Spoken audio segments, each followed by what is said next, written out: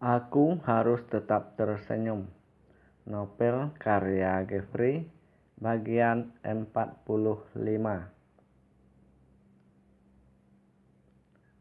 Lemah, letih, lesu, loyo, kepala pusing, dada sesak. Itulah yang dirasakan oleh Pak Ibrahim dan Pak Lumban di dalam mobil mereka ketika kembali dari rumah Parlan di Simpang Telaga menuju desa Sukajadi, kediaman mereka. Mereka bagaikan ayam yang baru saja dicakar kucing. Tulang-tulang mereka terasa lembek semua. Pak Lumban, kita berhenti di pinggir jalan ini dulu. Kita diskusikan persoalan ini dulu. Kalau di rumah nanti banyak orang, kita tidak bisa bicara bebas. Pak Ibrahim membuka keheningan itu. Kemudian nampak Pak Lumban mematikan mesin mobil setelah mobil berhenti di bawah pohon di pinggir jalan menuju desa Sukajadi. Apa yang harus kita lakukan, Pak Ibrahim? Barulah terdengar suara Pak Lumban. Kita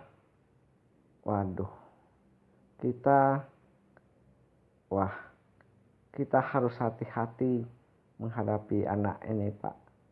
Kalau dulu ia masih anak-anak, sekarang dia sudah dewasa, mahasiswa pula, Pak.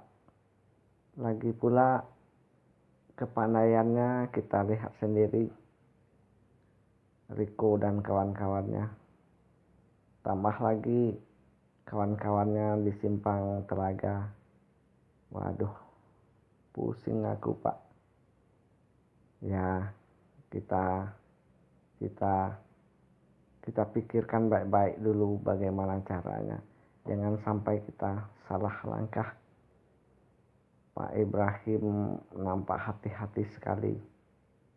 Sementara Pak Lumban menyandarkan punggungnya pada sandaran di belakang setir sambil meletakkan tangan kanan di atas keningnya. Kok bisa begini, Pak? Kita yang menyerang, kita yang terhajar. Itu gara-gara kita kurang hati-hati, Pak Lumban. Hati-hati bagaimana lagi, Pak Ibrahim?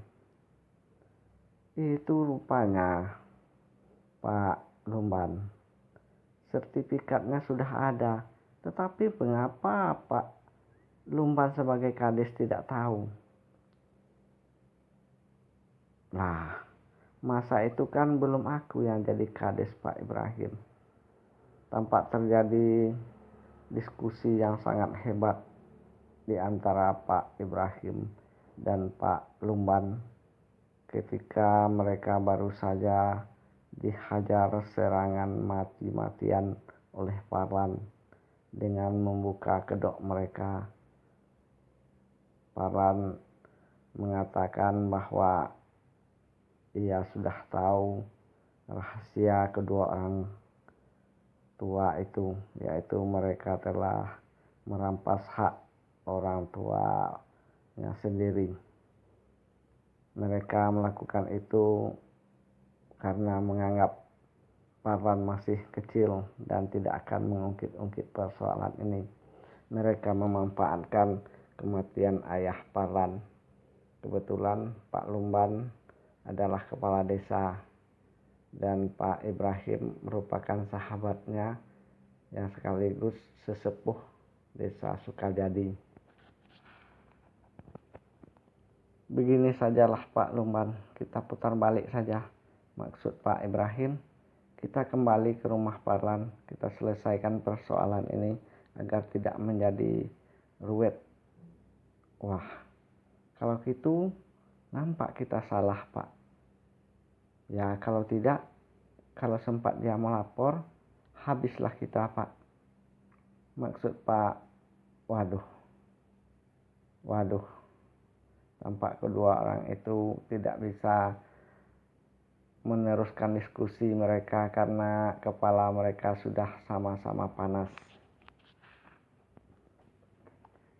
Pak Lumban, kalau sekiranya dia menuntut tanah orang tuanya itu dikembalikan, kebunnya Pak Ibrahim, ya kebun sawit orang tuanya itu minta dikembalikan, saya pun tidak berkeberatan Pak Lumban. Pak Ibrahim melanjutkan ceritanya. Tapi Pak Lumban, Pak Ibrahim kembali melanjutkan, seandainya dia menuntut dengan hasil yang selama ini kita ambil, wah, aku tak membayangkan Pak. Apa itu bisa Pak Ibrahim? Tampak Pak Lumban bertanya. Mengapa tidak bisa? Kalau sempat bicaranya di pengadilan memutuskan, kita mau bicara apa? Toh suratnya ada, sertifikat, diakui nasional, diakui negara, diakui hakim. Waduh, tampak mereka tambah pusing, tambah buntu. Kalau begitu kita kembalikan saja Pak Ibrahim, tapi kita minta pada Parlan supaya tidak menuntut apa yang sudah kita panen selama ini. Anak itu pasti tidak akan begitu hitung-hitungan Pak Ibrahim kalau kita datang baik-baik. Kalau menurut Pak Lumban itu lebih baik, tapi jangan buru-buru dulu Pak Lumban. Pak Ibrahim tampak ragu-ragu, tapi tetap terus melayani pembicaraan Pak Lumban. Menurut Pak Ibrahim bagaimana? Kita pulang sajalah dulu. Kita istirahat, kita dinginkan kepala kita masing-masing. Besok pagi sekali baru kita bicarakan. Dan kita ambil langkah apa yang harus kita lakukan. Apa tidak terlambat Pak? Jangan-jangan nanti malam Parlan sudah mulai bergerak, habislah kita. Iya juga ya, tapi saya rasa dia anak baik Pak. Tak mungkin. Kalau begitu, iyalah mau tak mau kita istirahatkan dulu kepala kita ini, kata Pak Lumban sambil menghidupkan kembali mobilnya.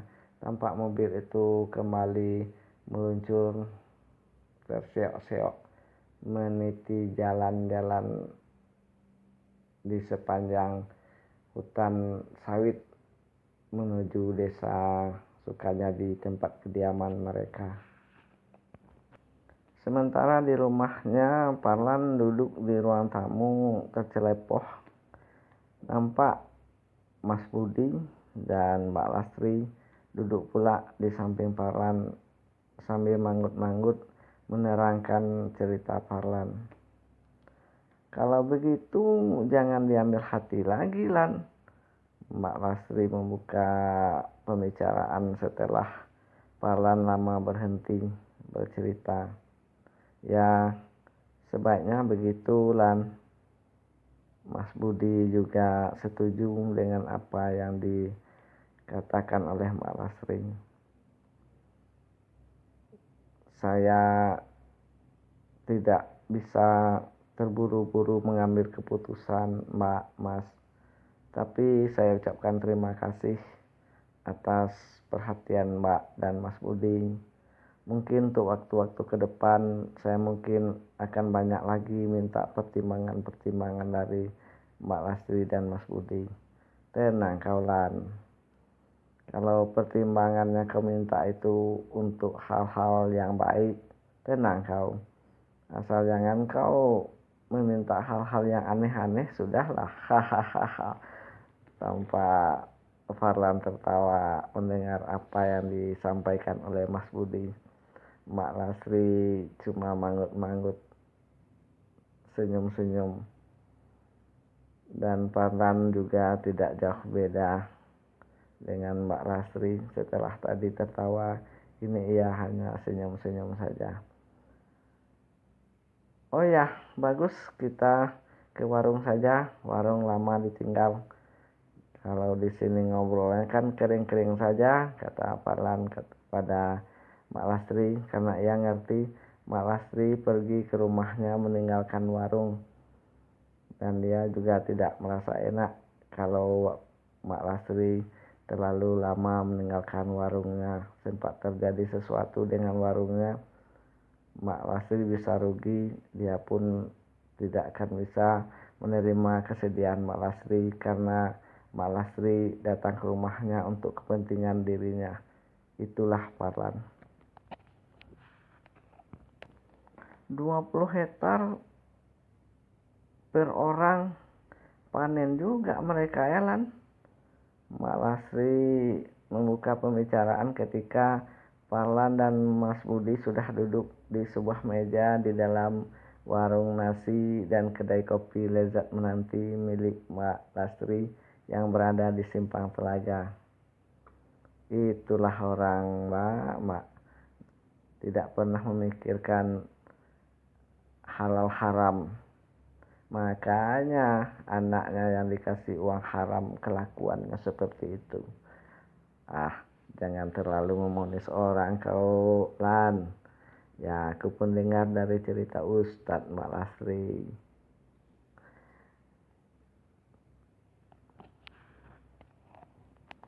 Mungkin rumahmu yang di desa Sukajadi itu ada juga rentetannya dengan hal ini, ya Lan?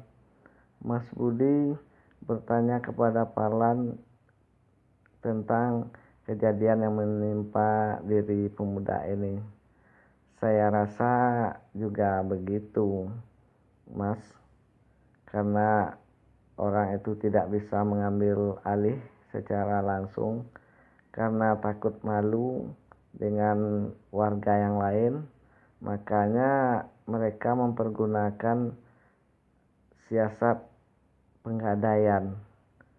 Nah, yang kasihannya Pak Ilham, dia sudah menerima gadaian dan mengeluarkan uang 300 juta untuk Mak Kartika.